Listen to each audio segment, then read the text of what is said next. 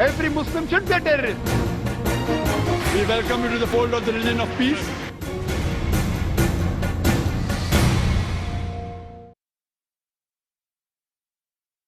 निश्चित रूप से देश के जो शांति व्यवस्था है, देश के अंदर जिस प्रकार का सांप्रदायिक सौहार्द है, उसको बिगाड़ने के लिए यदि कोई भी व्यक्ति हो, चाहे वो जाकिर नायक हो या दूसरा कोई हो सकता है, उसके लिए अगर इस तरह की गतिविधियां कोई की है जो निश्चित रूप से देशद्रोह की श्रेणी में आती है, तो उसके खिलाफ कार्रवाई होनी चाहिए। देखिए, इस तरह के कुछ जो सांप्रदायिक लोग हैं इस तरह के, वो कुल मिलाकर इनकी कोई जाति या धर्म नहीं है, ये आतंकवादी है और आतंकवादियों का संरक्षित लोग हैं। उन्हीं के इशारों पर ये पलते फूलते हैं, उन्हीं के इशारों पर ये काम करते हैं। इन लोगों के बारे में कोई जवाब देना, मुझे लगता नहीं कि देश के किसी नागरिकों को इनकी कोई परवाह करनी चाहिए। ऐसे लोगों को तो सरेआम फांसी पर लटका देना चाहिए। जो देश हित की बात नहीं करे, जो देश के गद्दार हो, उन देश के गद्दारों का स्थान कहीं पर कोई स्थान नहीं है। सुनील प्रजापति जी और खालिद कुरैशी जी हमारे साथ जुड़े हुए हैं। सुनील जी नमस्कार। अश्वनी जी नमस्कार। जी अश्वनी जी, मैं 1 मिनट की बात कहना चाहता हूँ। मेरा भारत देश जो देश में ऐसा वर्ल्ड में देश है जिसमें सारे धर्मों के लोग भाईचारे से रहते हैं, लेकिन जाकिर जैसे लोग जो धर्म को आपस में लड़ाकर ऐसे ब्रह्म जाल में लोगों को फंसा रहे हैं, और देश की ऐसी पार्टियां जो अपने जैसे बीजेपी हुई, क्या तो फिर केंद्र सरकार को प्रयास करने चाहिए कि उनको भारत लाया जाए? हाँ बिल्कुल लाना चाहिए। धन्यवाद आपका। खालिद साहब नमस्कार। हाँ सर नमस्कार। बताइए।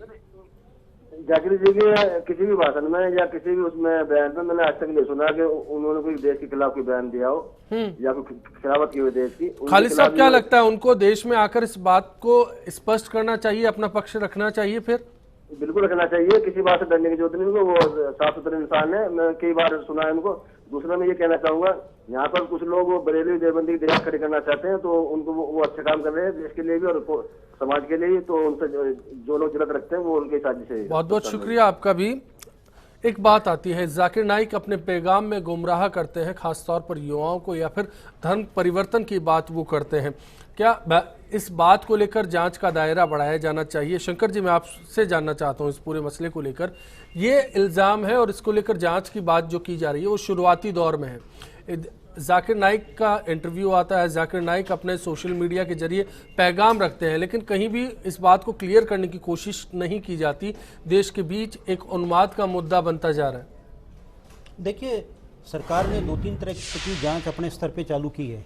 एटीएस भी जांच कर रहा है, पुलिस भी जांच कर रही है, और गृह मंत्रालय भी अलग से अपनी खुफिया जांच कर रहा है। और बम्बई की पुलिस ने, महाराष्ट्र पुलिस ने भी वो 2 सीडी जो है मुख्यमंत्री जी ने उनको सौंपी है पुलिस को, और वो उसकी भी जांच कर रहे हैं। तो ये क्या है कि जो सारी जांच होने के बाद में इतना बड़ा जो मामला है, जैसे अभी एक बात आई थी कि एफआईआर भी दर्ज नहीं हो उनके खिलाफ में। अपन ये जानते हैं कि कोई भी एफआईआर कहीं भी पुलिस में जाता है तो प्रीलिमिनरी पहले जांच करते हैं, प्री बोलते हैं उसको, प्री इंक्वायरी होती है, पीआई होती है। वो होने के बाद ही इसके ऊपर जब इतना बड़ा मामला है तो उसके अंदर तो निश्चित रूप से पहले ये सारी जांच होगी, और जांच होने के बाद में यदि वो व्यक्ति दोषी होगा तो किसी भी सूरत में बख्शा नहीं जाएगा। और सरकार, भारतीय जनता पार्टी सरकार, किसी भी सूरत में सुरक्षा से और आतंकवाद से किसी तरह का समझौता नहीं करेगी, और उसके खिलाफ कड़ी से कड़ी कार्रवाई भी करेगी, और साथ में जहां से भी उनको लाना होगा वो लाने की कार्रवाई करेगी। एक सवाल और है कि धर्म विशेष का होने के कारण उनको टारगेट किया जा रहा है, वरना जो दर्शकों की राय भी आपने सुनी, सुनील जी ने जो कहा कि आपको मौका पूरा देना चाहिए, वो तथ्य सामने आने चाहिए जहां पर लगे कि ऐसा हुआ। डॉक्टर इकबाल से भी शुरुआत में हम मुखातिब हुए तो उनका भी कहना था कि एक किसी दहशतगर्द ने कहा कि वो जाकिर नाइक के पैगाम से प्रेरित है, तो उससे क्या पूरा उन पर जो है तस्वीर साफ हो जाती है? देखिए, आप एक बात बता दूं मैं आपको, क्या हिंदू धार्मिक नेता नहीं पकड़े जा रहे हैं? हरियाणा के अंदर जो एक बलात्कार करते हुए जो धार्मिक नेता, उसकी सीडी आई और सामने आई, तो क्या उसके खिलाफ जांच नहीं हुई? वहाँ बीजेपी गवर्नमेंट है, उसके बावजूद उन्होंने कड़ी से कड़ी जांच करी और आज तक वो व्यक्ति जेल में है। तो इसलिए मैं इस बात को धर्म से जोड़ना नहीं चाहता हूँ। आपने कहा, जब मैंने ये बात कही है कि इसके अलावा क्या अपने आशाराम बापू किस कांड में जेल में है, तो इस तरह के जो मामले आते हैं उसके अंदर सरकार निष्पक्षता से काम करती है, चाहे कोई भी सरकार हो। मैं ये नहीं कहूँगा कि भाई ये सरकार करती है, ये सरकार नहीं करती है, और इसलिए इनके साथ भी इसी तरह का बर्ताव होगा। ये कोई धार्मिक रूप से देख करके नहीं, दो दर्शक है, इसके अंदर 2 चीजें जुड़ी हुई है, उसके अंदर 2 चीजें जुड़ी हुई है। एक तो क्या है कि पैसा दे करके धर्म परिवर्तन कराना, पहली बात, और दूसरी बात ये है कि फंड लेकर के और फिर ये जो आपके टेररिज्म के लिए उकसाना या ये करना, ये 2 बातें मुख्य रूप से हमारे सुरक्षा को खतरा है जांच के लिए। इसी पहलू पर लौटता हूं। शौकत अली साहब डीडवाना से हैं और जाकिर अली साहब बीकानेर से हमारे साथ जुड़े हैं। शौकत साहब नमस्कार। नमस्कार जी। बताइए मेरा क्या कहना सवाल ये है चाहेंगे। जी कि ये जाकिर नाइक है, वो अपने हमारे इस्लाम के लिए अपना अच्छा काम कर रहे हैं, वो अगर देश के लिए, मेरी बात सुनो, देश के इसके लिए बोलता है और देश के लिए बुराई नहीं करता है। दूसरी बात है, जो बीजेपी सरकार आई है, जब से एक विशेष समुदाय को निशाना बनाया जा रहा है। आज की बात है, मंसूर के अंदर, मध्य प्रदेश के अंदर बीजेपी की सरकार है, 2 औरतें हिंदू जैसे 2 औरतें मुसलमान की थी, उनको मारने के लिए हिंदू संगठन उनके घरों में मेन रोड के ऊपर मारने स्टार्ट कर दिया। आज ये क्या हो रहा दीवार है क्यों देश खड़ी के हो रही अंदर? है? जाकिर साहब नमस्कार, नमस्कार साहब।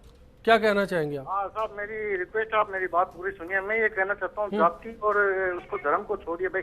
किसी भी जाति को टारगेट करना और उसको टॉर्चर करना या किसी भी धर्म परिवर्तन वगैरह कुछ भी हो और उस इश्यू बना भाई उसकी कानूनी कार्रवाई कीजिए ना।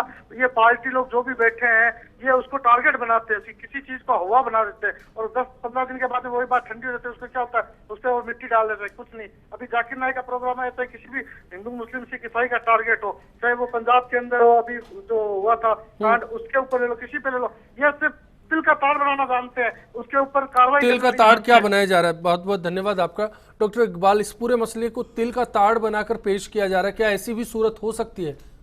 देखिए, तिल का ताड़ ही बनाया जा रहा है। जाकिर नाइक के खिलाफ कोई ऐसा एविडेंस मौजूद नहीं है कि उसको अपराधी कह दिया जाए, और उसको अपराध साबित होने से पहले अपराधी कहा जा रहा है, उसको आतंकवादियों का समर्थक कहा जा रहा है, उसको आतंकवादी तक कहा जा रहा है। तो ये इस प्रकार से आरोप लगाना, ये मैं समझता हूँ कि ये मुनासिब बात नहीं है। एक व्यक्ति जिसने कभी भी कोई हेट्रेड की बात नहीं की, कभी कोई नफरत की बात नहीं की, जो हमेशा प्रेम की बात करता है, उस व्यक्ति के खिलाफ इतना उसको टारगेट बनाना और उसको ऐसा कर देना, जबकि मैं अच्छी तरह से जानता हूं कि हमारे देश में ही और सत्तारूढ़ पार्टी के नेताओं में ही बहुत से ऐसे हैं जिन्होंने ऐसी स्पीचेस दी हैं कि उनके खिलाफ एफआईआर भी होनी चाहिए और उनके खिलाफ कानूनी कार्रवाई भी होनी चाहिए, जिन्होंने सरेआम ये कहा है दूसरे समुदाय के लिए कि उनकी बेटियों को उठा लेना चाहिए, जिन्होंने सरेआम ये कहा है कि इनके साथ बलात्कार किया जाना चाहिए, जिन्होंने सरेआम ये कहा है कि अगर एक बेटी हमारे समुदाय की किसी दूसरे समुदाय के साथ चली जाएगी तो उनके 100 बेटियों को हम उठा लेंगे, उनके खिलाफ कोई कार्रवाई। सुरेश उपाध्याय साहब, ये एक बड़ा सवाल है। एक तरफ गुमराह करने का आरोप है और दूसरी तरफ तस्वीर भी हमारे सामने है। इंतजार नहीं किया जा सकता, तथ्य नहीं है सामने, और फिर ऐसी बातें अगर सामने आती है तो क्या लगता है कि कहीं देश में जो एकता का माहौल है उसको खत्म करने की कोशिश की जा रही है? जाकिर नाइक के बारे में ये कहना है कि वो इनोसेंट है, सिर्फ मुस्लिम धर्म का प्रचारक है, ये ठीक नहीं है। मैंने उसकी तकरीरें सुनी है। पहली बात तो मैं जाकिर हुसैन को धन्यवाद देना चाहूँगा, जाकिर नाइक साहब को, कि उनके इस विवाद के कारण से मुझे भी कुछ पढ़ने का मौका मिला। ये तकरीर जब करते हैं तो मुस्लिम धर्म में ईश निंदा बहुत घोर अपराध माना जाता है, चाहे किसी भी देश में, भारत में, पाकिस्तान हो, सऊदी अरब हो, टर्की हो, कहीं भी हो, ईश निंदा करने पर व्यक्ति को सीधा मौत की सज़ा दी जाती है। उस धर्म को मानने वाला व्यक्ति, इसकी जितनी भी तकरीर हैं, उन तकरीरों में हिंदू धर्म के व्याख्याओं को मिस इंटरप्रिटेशन करके, व्यंग्यात्मक ढंग से बात करके अपनी बातें सिद्ध करता है। एक भी बात इसकी तर्क के आधार पर नहीं होती। मैं एक उदाहरण से आपको समझाना चाहूंगा। सिर्फ हिंदू धर्म की बात नहीं, मुझे अपनी बात कहने दीजिए। जैसे कुतर्क करते हुए ये यजुर्वेद का 32.3 का उदाहरण देते हुए अपनी तकरीर में कहता है, ना तस्या प्रतिमा अस्ति। वो कहता है कि जाकिर कहता है कि इसमें कोई भी ईश्वर की प्रतिमा नहीं है। मुसलमानों में भी ये नहीं माना जाता, इसलिए मुसलमान धर्म सबसे श्रेष्ठ है। मेरा ये कहना है कि संस्कृत की व्याख्या वो गलत करता है। इसका ये सही व्याख्या है कि चराचर में उस ईश्वर के समान कोई नहीं है। वो प्रतिमा का अर्थ निकाल रहा है मूर्ति। प्रतिमा होती है उसके बराबर तुलना करना, वो संस्कृत का शब्द ठीक से नहीं समझता। इसी प्रकार कहता है कि हिंदू धर्म में 36 करोड़ देवी देवता हैं। उसमें 36 कोटि का मतलब करोड़ भी होता है, कोटि का मतलब प्रकार भी होता है। हमारे बहुत सारे हिंदू भाई भी कोटि को 36 करोड़ देवता मानते हैं। वास्तविक है कि 36 देवताओं को हिंदू धर्म में मान्यता मिली हुई है। इसमें अग्नि, वायु, आकाश, जल, इस तरह के सब देवताओं का पूजन करके, और ईश्वर चराचर सब में एक है, ये हिंदू धर्म की व्याख्या है। उसको मिस इंटरप्रिटेशन करके अपने लोगों को ये बरगलाता है। उसके जितने भी फॉलोवर्स हैं वो सब या तो पढ़े लिखे नहीं है या बहुत ज़्यादा ज्ञानी नहीं है। हमारे 1 करोड़ से ज़्यादा फॉलोअर्स की भी बात मैं करूंगा। राजेंद्र जैन साहब हैं अजमेर से। नमस्कार सर। नमस्कार साहब, आप सबको जी। मैं कहना चाहता हूँ कि भारत में सर्वधर्म सद्भावना का संगम क्षेत्र है। यहाँ कट्टरपंथी बिल्कुल नहीं चलेगी। देश के विकास को और गरीब को ध्यान रखना चाहिए। नाइक साहब नायक ने बने, नायक की तस्वीर से उलट होकर अब क्यों ऐसा नजर आने लगे हैं? गुमराह वाली बात कितनी सच है सुनील जी? नहीं, बात एक है कि अभी सुरेश उपाध्याय साहब बात कर रहे थे, तो अगर कहीं भी अगर 153 का अगर उल्लंघन होता 153 ए का, तो वहां उसका मुकदमा तो मैं मानता हूं जाकिर नायक साहब पे बन सकता है, क्योंकि अगर हम बिल्कुल तथ्यों की बात करें, क्योंकि अगर आप क्योंकि देखिए धार्मिक मतांतर हर धर्म के अलग अलग हैं, और जब आप किसी भी मत की बात करते हैं तो हर मत के अंदर बहुत सारी कमियां भी हो सकती हैं, सब में अच्छाइयां भी होती हैं, और आप किसी भी रिलीजन को जब आप उस रिलीजन के खिलाफ आप बोलते हैं तो वहाँ 153 ए का मामला तो जाकिर नाइक के ऊपर बन सकता है, क्योंकि मैंने भी इनके सारे वीडियोस देखे, तो यहाँ तक तो ये बात बिल्कुल सही कह रहे हैं कि 153 ए का मुकदमा तो उन पे निस्संदेह बन सकता है, क्योंकि एक में वो शंकर और गणेश के मामले में गणेश की मजाक बना रहे हैं, शंकर की मजाक बना रहे हैं।